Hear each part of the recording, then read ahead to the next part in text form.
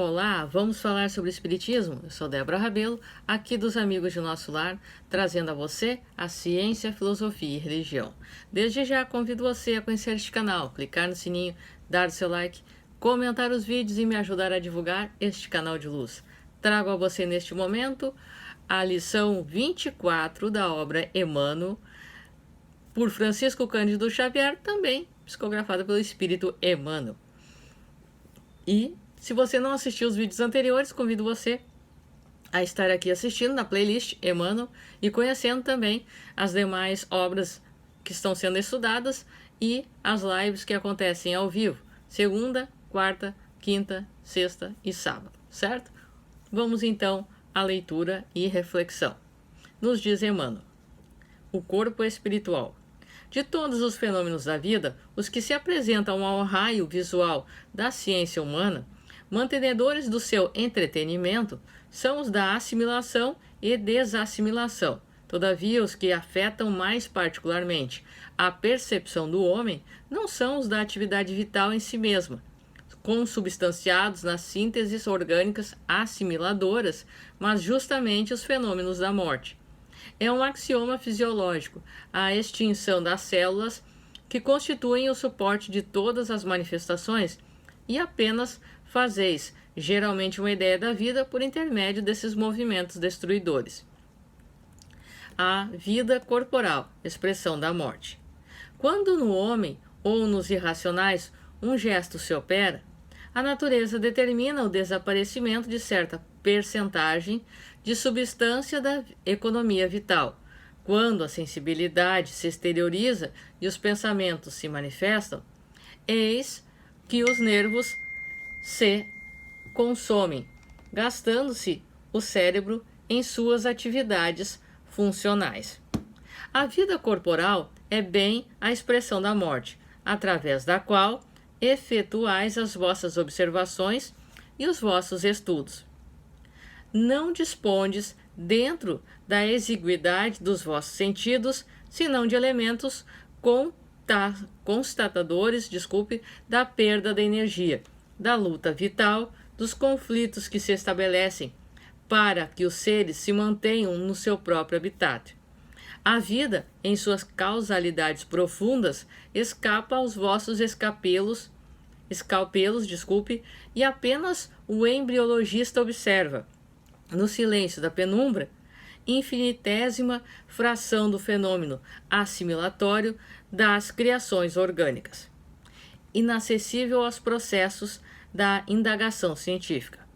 Segundo os dados da vossa fisiologia, a célula primitiva é comum a todos os seres vertebrados e espanta ao embriólogo a lei orgânica que estabelece a ideia diretora do desenvolvimento fetal, desde a união do espermatozoide ao óvulo, especificando os elementos amorfos do protoplasma nos domínios da vida. Essa ideia diretriz conserva-se inacessível até hoje aos vossos processos de indagação e de análise, porquanto esse desenvolvimento invisível não está subordinado a nenhuma determinação físico-química, porém, unicamente ao corpo espiritual pré-existente, em cujo molde se realizam todas as ações plásticas da organização e sob cuja influência se efetuam todos os fenômenos endosmóticos.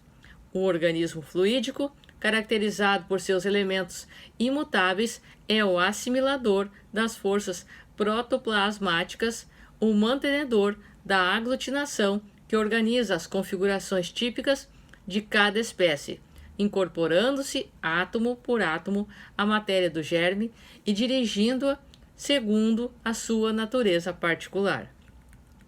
Respondendo às objeções. Algumas objeções científicas têm sido apresentadas à teoria irrefutável do corpo espiritual pré-existente, destacando-se entre elas, por mais digna de exame, a hereditariedade, a qual somente deve ser ponderável sob o ponto de vista fisiológico. Todos os tipos de reino mineral, vegetal, animal incluindo-se o hominal, organizam-se segundo as disposições dos fenômenos precedentes ancestrais, dos quais herdam, naturalmente pela lei das afinidades, a sua sanidade ou os seus defeitos de origem orgânica unicamente. De todos os estudos referentes ao assunto, em vossa época, salienta-se a teoria darniana das gêmulas, corpúsculos infinitesimais que se transmitem pela vida seminal aos elementos geradores, contendo na matéria embrionária disposição de todas as moléculas do corpo, os quais se reproduzem dentro de cada espécie. A maioria das moléstias, inclusive a dipsomania, é transmissível. Porém, isso não significa um fatalismo biológico que engendre o infortúnio dos seres, porque inúmeros espíritos, em traçando o mapa do seu destino, buscam, com o escolher determinado instrumento, alargar as suas possibilidades de triunfo sobre a matéria, como um fato decorrente das severas leis morais que, como no ambiente terrestre, prevalecem no mundo espiritual, o que não nos cabe discutir neste estudo. Não obstante, a preponderância dos fatores físicos nas funções procriadoras é totalmente inaceitável e descabido o atavismo psicológico, hipótese aventada pelos desconhecedores da profunda independência da individualidade espiritual, hipótese que é aventada pelos desconhecedores da profunda independência da individualidade espiritual, desculpe a repetição, hipótese que reveste a matéria de poderes que nunca ela possui em sua condição de passividade característica.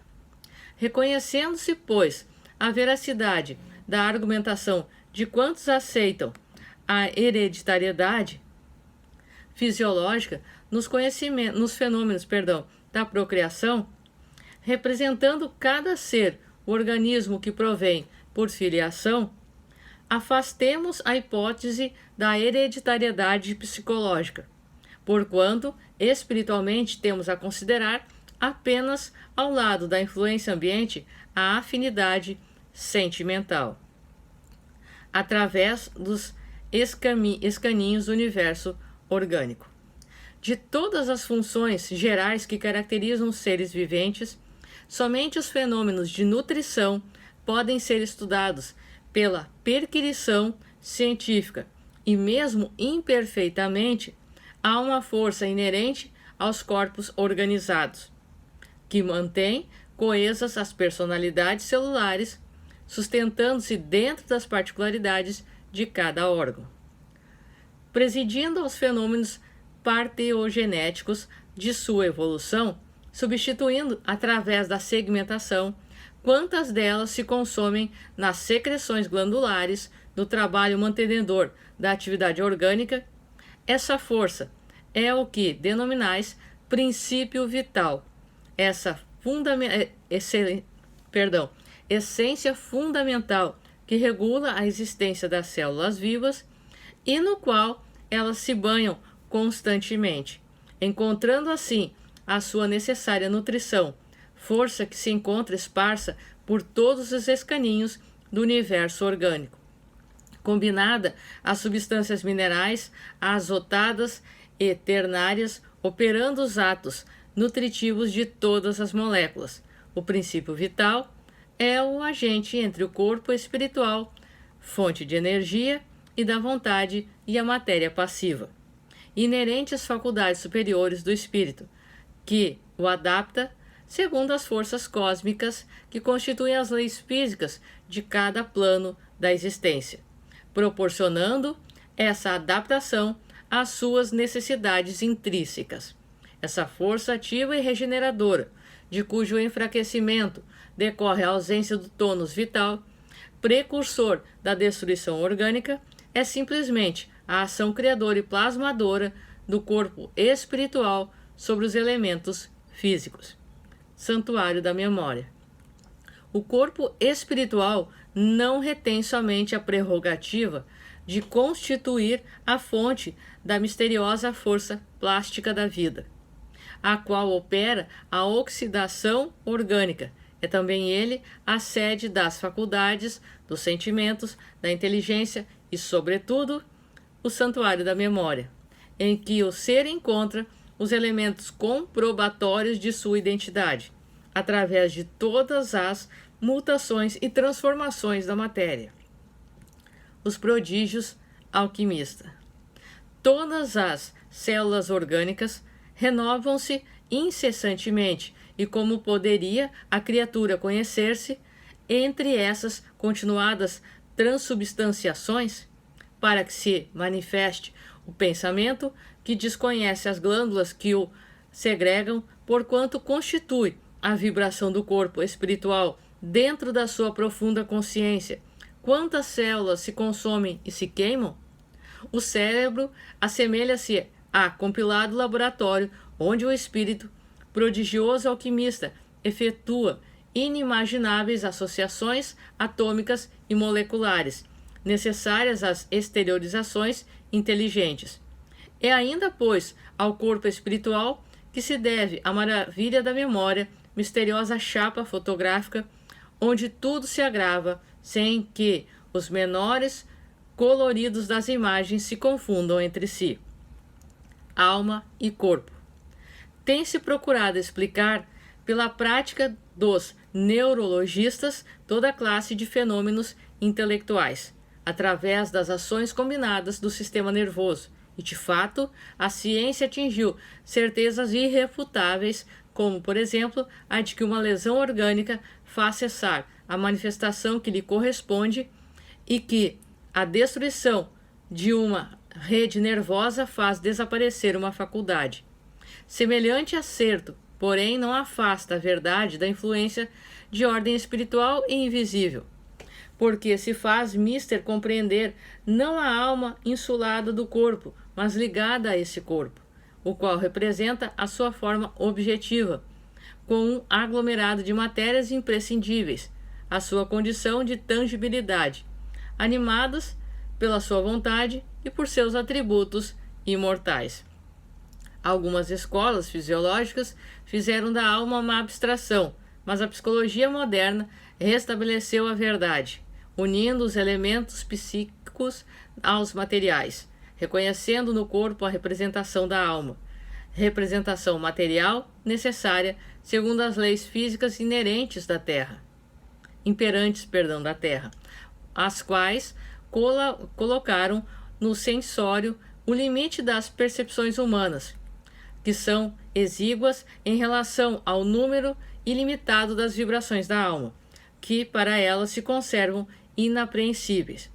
É, pois, o corpo espiritual a alma fisiológica, assimilando a matéria ao seu molde, à sua estrutura.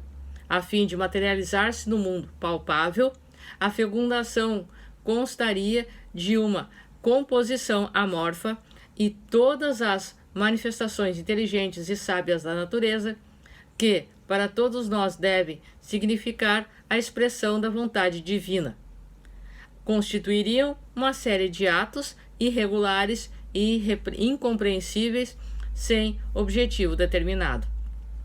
A evolução infinita. E como se tem operado a evolução do corpo espiritual? Remontai ao caos telúrico do globo vosso nas épocas primárias. Cessadas as perturbações geológicas, estabelecido o repouso em algumas grandes extensões da matéria resfriada, eis que entre as forças cósmicas associadas aparece o primeiro rudimento da vida organizada, o protoplasma. Eis que os séculos se escoam, eis as amebas, os eófilos, os seres monstruosos das profundidades submarinas. Recapitulemos os milênios passados e acharemos a nossa própria história, a individualidade. O nosso ego constitui o nosso maior triunfo. E chegados ao raciocínio e ao sentimento da humanidade, através de vidas inumeráveis, teremos atingido o zênite de nossa evolução anímica? Não. Se nos achamos acima dos nossos semelhantes, inferiores ou irracionais, acima de nós se encontram os seres superiores da espiritualidade, que se hierarquizam ao infinito e cuja perfeição nos compete alcançar. Então, aqui neste capítulo, Emmanuel vem nos trazer que muitas coisas se referem à forma e ao planeta. O nosso perispírito plasmado e também agregado com princípios do mundo aonde nós vivemos, por isso tão material ainda, sofre a influência constante e permanente do nosso pensamento, das nossas ações. Ele pode ser, assim desta forma, melhorado ou sofre lesões de acordo com as nossas atitudes, mas também pelo nosso pensamento, que pode envenenar o nosso espírito, o nosso perispírito e o nosso corpo físico, sofrendo as doenças e influências deste mesmo. Mas também podemos reconstruir aquilo que nós modelamos de forma negativa. Aquilo que nós lesamos pode ser remodelado, reconstruído e evoluído através das nossas atitudes. Desta forma, nós dizemos que um ser muitas vezes é irracional, sendo que nós, para outros superiores, também podemos estar sendo irracionais, limitados, de acordo com a evolução de cada um. Mas quanto mais nós buscamos esta educação, o conhecimento vai abrindo os nossos horizontes e tirando as cortinas que hoje nos impedem de compreender a vida de uma forma muito mais completa. Assim, este foi o estudo do capítulo 24, leitura e reflexão aqui da obra Emmanuel, e no próximo capítulo nós estaremos estudando o número 25, Os Poderes do Espírito. Eu sou Débora Rabelo, um forte abraço para você, que os bons espíritos nos guiem, Jesus nos abençoe e até a próxima.